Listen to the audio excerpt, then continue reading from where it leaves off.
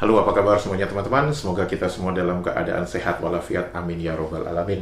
Pagi ini kita sebagai rakyat Indonesia menerima kabar yang baik, di mana Indonesia berhasil menyabet medali emas kedua di ajang Olimpiade Paris 2024 dari cabang angkat besi. Rizky Juniansah berhasil membawa pulang medali emas kedua untuk Indonesia di edisi Olimpiade 2024 setelah sebelumnya Fedrik Leonardo dari cabang olahraga panjat tebing berhasil juga mendapatkan medali emas yang pertama untuk di ajang Olimpiade 2024. Dan jadi sampai hari ini Indonesia sudah meraih 2 medali emas dan 1 medali perunggu.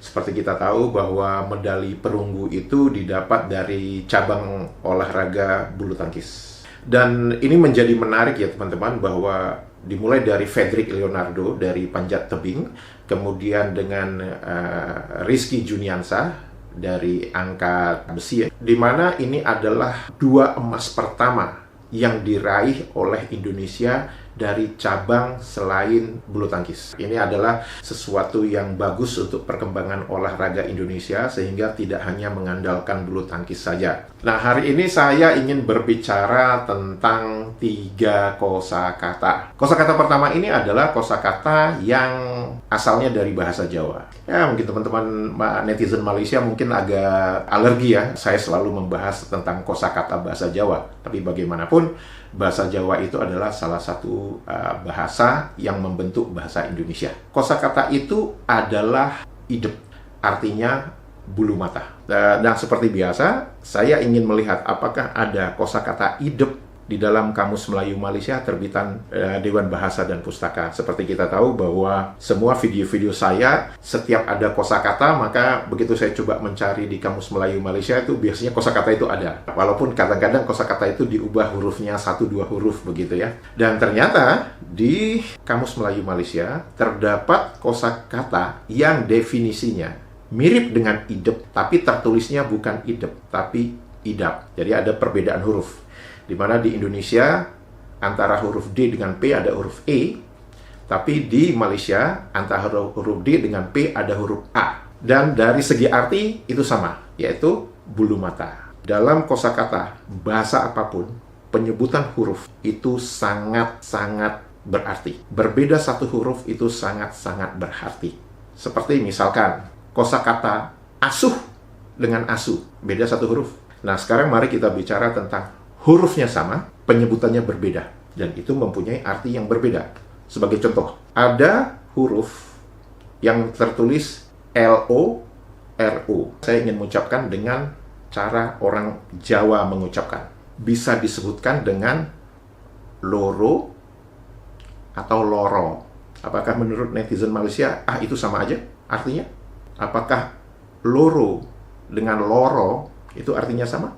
Padahal hurufnya sama semua itu. L-O-R-O. Loro itu artinya 2. Loro itu artinya sakit. Nah, kembali lagi ke kosakata idap yang tertulis di Kamus Melayu Malaysia terbitan Dewan Bahasa dan Pustaka. Lantas apa bedanya idap yang berarti bulu mata dalam Kamus Melayu Malaysia dengan kosakata idap yang artinya mempunyai penyakit? Misalnya, saya mengidap sakit jantung. Apa bedanya? Dari segi kosakata, kalau saya melihat bahwa Kamus Melayu Malaysia itu terjebak, ingin berbeda dengan Indonesia, tapi akhirnya terjebak dengan ternyata kosakatanya itu menjadi tidak relevan.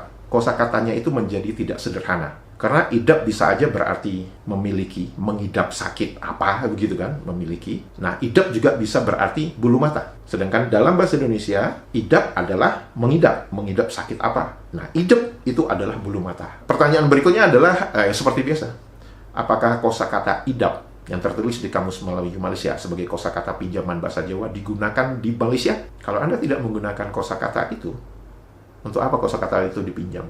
Untuk pengetahuan lagi, kosakata berikut adalah kosakata yang dimana berbeda satu huruf itu bisa memiliki arti yang berbeda, kemudian bisa juga mempunyai asal-usul kosakata dari daerah yang berbeda. Kosakata ini yang ingin saya obrolin, ini kosakata yang tidak ada di dalam Kamus Besar bahasa Indonesia. Tapi kosakata ini ada di dalam Kamus Melayu Malaysia. Apa kosakata itu? Kosakata itu adalah calik. Teman-teman bisa melihat di sebelah kanan saya, kosakata calik di dalam Kamus Melayu Malaysia dituliskan sebagai kosakata pinjaman dari bahasa Minang. Terutama netizen Malaysia ya, bosen ya mungkin dengar saya ngomong soal bahasa Jawa, bahasa Jawa, bahasa Jawa, bahasa Jawa. Tapi tetap aja tidak bisa menjawab pertanyaan saya.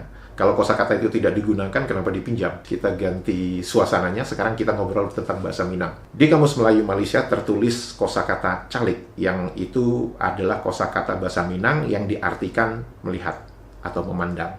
Kenapa saya sebutkan di awal tadi bahwa perbedaan satu huruf saja itu bisa mempunyai arti yang berbeda dan bisa mempunyai asal-usul dari daerah yang berbeda. Calik itu bukan bahasa Minang. Calik itu bahasa Sunda yang artinya duduk. Caliak itu adalah bahasa Minang yang artinya melihat atau memandang. Kenapa saya familiar dengan kosakata caliak? Karena waktu saya dulu sekolah di Sumatera, itu kalau kita sesama lelaki gitu kan, saling lihat gitu kan, kita kan akan merasa risih tuh. Nah, biasanya kita akan menggunakan dalam bahasa Minang, apa yang caliak-caliak? Apa kalau lihat-lihat gitu. Nah, ada satu humor gitu. Apa bedanya lelaki zaman dulu dengan lelaki zaman sekarang kalau saling pandang-pandangan seperti itu? Kalau laki-laki zaman dulu saling pandang-pandangan seperti itu, ujungnya berantem. Kalau laki-laki zaman sekarang pandang-pandangan seperti itu, ujungnya malah jatuh cinta. Dunia. Jadi kembali lagi kepada di Kamus Melayu Malaysia bahwa arti kosakata calik di dalam Kamus Melayu Malaysia itu salah. Karena itu bukan kosakata bahasa Minang, itu adalah kosakata bahasa Sunda yang artinya duduk. Apakah netizen Malaysia masih ingin mengatakan bahwa ada huruf A itu beda satu huruf aja, sama aja lah itu, begitu kan ya?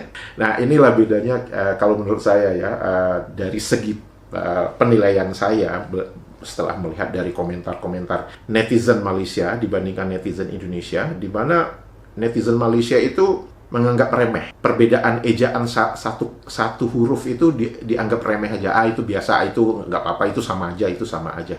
Nah, karakter yang seperti ini itu justru tidak bisa dimengerti oleh rakyat Indonesia umumnya. Karena memiliki banyak kosakata, jadi perbedaan satu huruf itu bisa mempunyai arti yang berbeda. Nah, bisa dimengerti juga mungkin karena di Malaysia juga tidak banyak kosakata yang mereka miliki, sehingga perbedaan satu huruf itu dianggap sama saja. Tapi ya itu menjadi sesuatu yang naif, karena Anda menggunakan kosakata yang sebenarnya kosakata itu bermaknanya lain. Anda menggunakan kosakata, tapi kosakata yang Anda pinjam itu ngawur, gitu kan. Kosakata ketiga ini sebenarnya polanya sama dengan ketika saya berbicara tentang kosakata onar, O-N-A-R, dengan kosakata honar, H-O-N-A-R, yang tertulis di Kamus Melayu Malaysia. Di mana saat itu saya mengatakan apakah bahasa Melayu Malaysia menggunakan aturan bahasa Perancis, sehingga walaupun tertulis hurufnya tapi tidak disebutkan huruf H-nya. Dan ada salah satu netizen mengatakan, alah, kamu baru satu kosakata aja sudah mau coba mengambil kesimpulan seperti itu. Saya ada baca itu komentarnya. Apa kosakata itu? Kosakata urung. Urung dalam Kamus Besar Bahasa Indonesia, teman-teman bisa lihat di belakang saya, yaitu membatalkan atau tidak jadi. Saya mengurungkan niat saya, misalkan gitu ya. Saya membatalkan. Di Kamus Melayu Malaysia terdapat kosakata urung. Itu artinya sama dengan yang ada di Indonesia. Dan juga terdapat kosakata hurung, H-U-R-U-N-G. Karena itu saya sebutkan bahwa pola ini sama dengan pola kosakata onar tadi. Onar jadi honar, urung jadi hurung. Pertanyaannya adalah, apakah kosakata hurung digunakan secara masif dan mantap penggunaannya di Malaysia? Karena kalau kita lihat bahwa kosakata itu adalah kosakata natif. Pertanyaan berikutnya adalah tentu, lantas kenapa harus ada dua kosakata dengan maksud yang sama dan hanya ada perbedaan huruf H? Baik teman-teman, itu saja. Semoga kita semua sehat walafiat. Dadah.